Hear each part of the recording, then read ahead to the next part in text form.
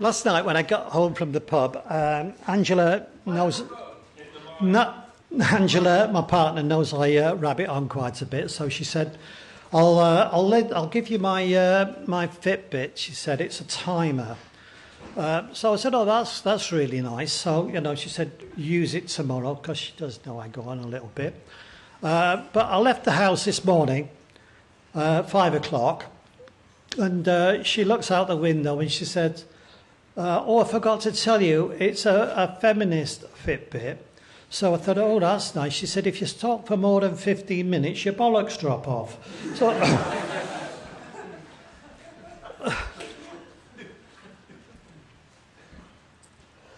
We've heard a lot today about the war against boys and men. We've heard something about education, and we've heard quite a bit about feminism. Now, I'm going to bring all these things together in one, hopefully, 15-minute talk. And the title of my talk is The War on Boys' Education, Maleness and Masculinity. Boys have been failing at every level in education since the 1990s, and that date is not coincidental. There's been an attack on maleness and masculinity since the 1990s, and that date is not coincidental either. We'll see how men and boys have been blamed, shamed, disrespected since the 1990s. That date is not coincidental either. Now I'm going to look today why and how these three attacks on men and boys have this date in common. And there are numerous reasons why boys' education has been failing since the 1990s. But one reason has never, ever dared raise its head, and that is the influence of feminism. And I'm going to look at that now in 15 minutes. So to show that I'm just not making this up or expressing a conspiracy theory or being paranoid, I'm going to use a few quotes, many of them themselves from feminists, showing how there's been a deliberate intention by feminism to educationally discriminate against and blame and shame men and boys. Just to say, this is not an attack on ordinary decent women, but it is an attack on an ideologically driven type of woman, and now their male adherents, the male feminists, and what I term the Uncle Toms, who are probably are more obdurate than female feminists. Just remember that phrase, Uncle Toms. If you've read Uncle Tom's Cabin, you'll know exactly what I'm talking about. Schools with a perfect storm area for feminism to enter, because two reasons. Firstly, the teaching profession is 80% female. Secondly, every totalitarian state knows that if you control the education system, then you can control children's and then adults' mindset and their beliefs. Faye Weldon, in the Sunday Times, the 21st of August 2005, said, "Women, that is feminists, rule the media and education. And it's very serious because they influence how people think and behave." Now, Faye Weldon was a hardline feminist herself until she had 4 children. Not all at the same time. I'll just read you a few ideas now, what was raised over the years, just 3 ideas of what has been raised about boys' education. This is from the Times, Friday, 25th of February 2000. Boys are treated like defective girls because girls' behaviour is the gold standard. Again, from Susan Parker's The Sexual Paradox, which was published in 2000, page 16.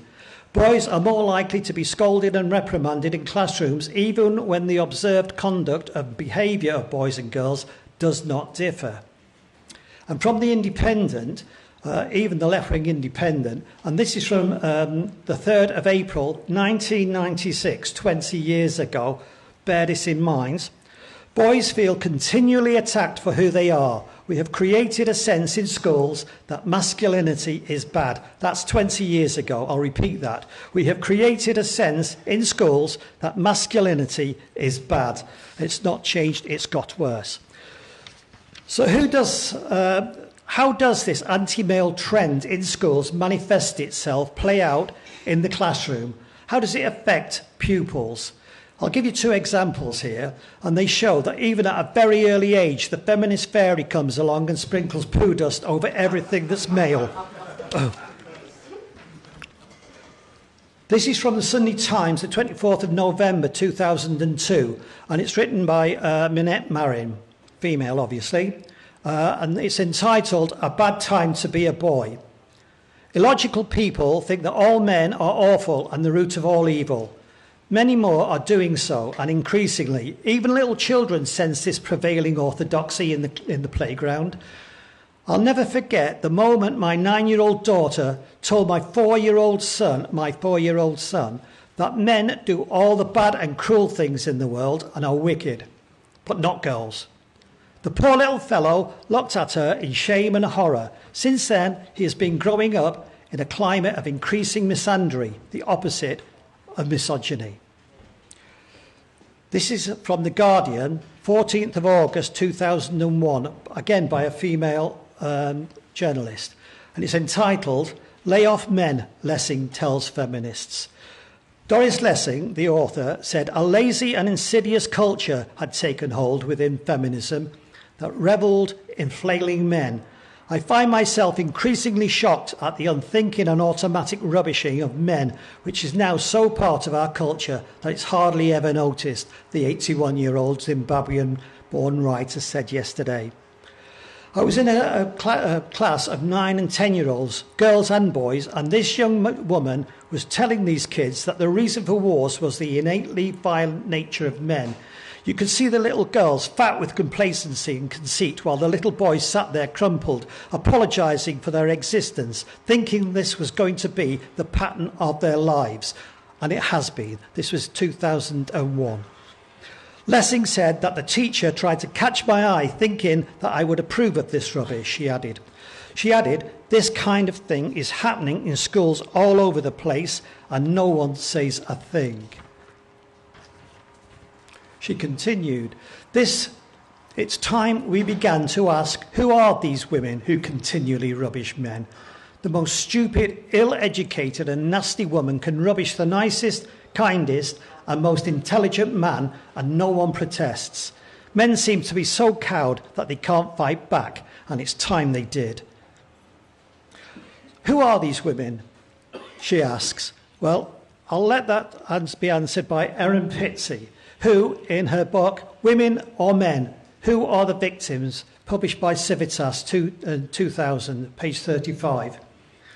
We know we have huge problems, says Erin Pitsey, with our young men. For the last 30 years, they've been discriminated against in the media and in schools. These young men have been fed a diet of feminist rhetoric that assures them that they are rapists and batterers. So boys and young men are damned by feminist teachers, and we'll see how. So how did feminism gain so much power to be able to malign maleness and masculinity in our schools? How did feminists manage to do this? I only have time now to look at one particular book, and it is just scratching the patina of what's happened in schools since the 1980s.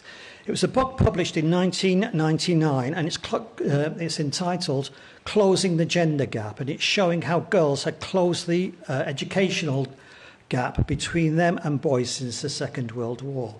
It was written by 3 Cambridge University professors, by 3 female Cambridge professors, by 3 feminist Cambridge professors, literally. Actually, this book is not meant to be read by men because it spilled the beans on how and why feminism deliberately infiltrated our schools. They used the model of revolution proposed by Antonio Gramsci, an Italian Marxist, in the 1920s. That is, slow entryism in order to control agendas and change the culture. And that's exactly what feminism has done since the 1980s. So let's look at just 4 quotes from this book, Closing the Gender Gap, written by 3 feminists, and see what they tell us about what's been going on in schools since the 1980s. On page 97, we read, this is three feminists saying this, feminist campaigners, many of whom were not visible to the public, for example, the ordinary classroom teacher, continued to inculcate a new generation of girls. The Oxford Dictionary says inculcate equals indoctrinate. So feminists continued to inculcate, to indoctrinate a new generation of girls. So little wonder that 70% of feminists actually identify themselves as feminists under the age of 20. That is, whilst they were at school. So feminism is being taught in school. Again, from page 73, the presence of a large number of female teachers in the state system provided the foundation on which a new wave of feminist activity was built. Women teachers were a key audience for the messages of the women's movement and were critical to its success. They could be mobilised as inside reformers. So feminists needed to get hold of teachers, which they did, who could be then mobilised as inside reformers. That sounds incredibly sinister to me. Again, from page 79, Millman, 1987, found that the position of teacher activists, that is, the feminist teacher, in the hierarchy and within the school culture to be all important in influencing school policy. Feminists were all important in influencing school policy. This is feminists writing this. It's not me making this up or being paranoid, okay? Finally, page 73. Critical educational feminists attempted to ally feminism to other more radical egalitarian movements by concentrating upon transforming cultures and reshaping school subjects. There's some power for you. So feminists themselves tell us that they deliberately infiltrated our schools from the 1980s onwards in order to, 1, indoctrinate girls into the feminist ideology, 2, to reform the education system, 3, to manipulate school policy, 4, to reshape school subjects. This is exactly what's happened since the 1980s, and it's got 10 times worse since. This is why we're here today. Such power. Now, in a binary system, that is just two groups. If one group is advantaged, then logically and rationally, the other group is disadvantaged. So by advantaging girls, feminists in schools have been indirectly disadvantaging and discriminating against boys. But let's look now at the deliberate and direct discrimination against boys in our schools, again starting in the 1980s and 90s. We'll look at the work of Professor James Tooley. Again, I've only got a few minutes here, so I'm just going to look at James Tooley's book, which was called The Miseducation of Women, and it was published in 2002, a really, really interesting book, what goes on in schools.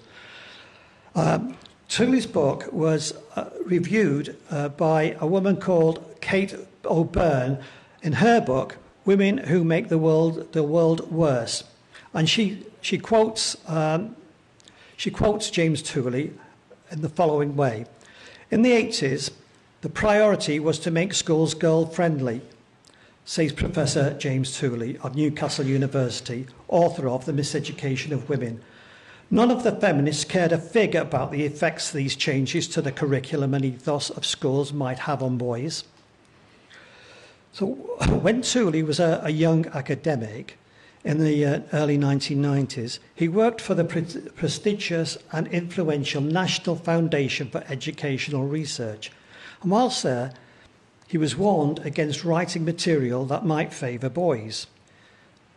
He recalls that he and his fellow male researchers recognised that this went much further than supposedly preferencing girls and had become a policy that actually penalised boys. They came to realise that only material that was acceptable to feminism would be permitted. So I'll quote now from The Miseducation of Women, page 18. Our team was explicitly told, this is Professor James Tooley, our team was explicitly told that we must avoid writing anything that brought any areas of interest which might be favoured by boys. Thus, material on football, rugby, cricket, velocity of cars and motorcycles were all outlawed. I suppose I was still a feminist then, but most of all, I think by this time I was simply afraid of the women who told me what to do. There seemed to be a lot of powerful, intimidating women in education.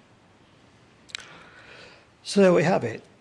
Since the 1980s, ladies and gentlemen, our schools and universities have been battlefields in a determined feminist campaign to indoctrinate and intimidate. Just to wind up and conclude on this talk, so it's no coincidence from the 1990s that boys have been failing at all levels of education. It's no coincidence since the 1990s that maleness and masculinity have been under attack.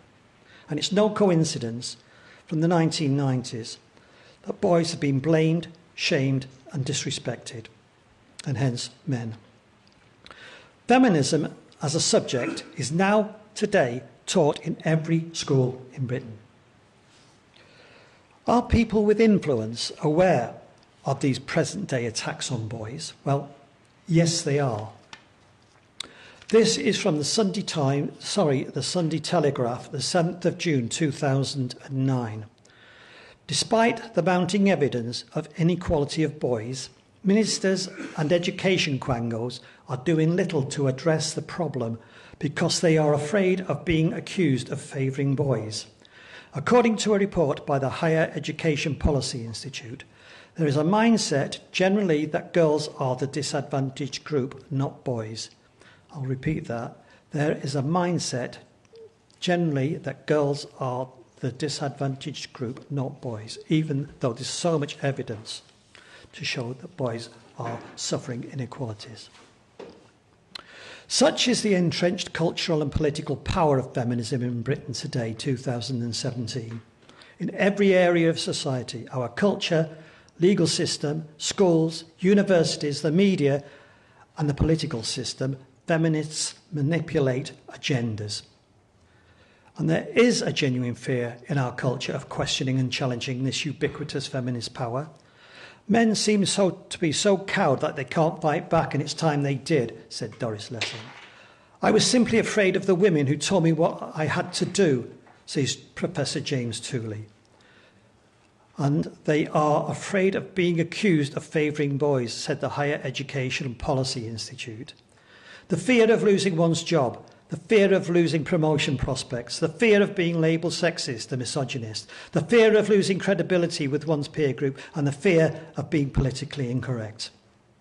Ladies and gentlemen, when ideological feminism came through the door in the 1990s, society's intellectual and moral integrity and courage flew out the window. I'm Swayne O'Pie. Thank you for listening.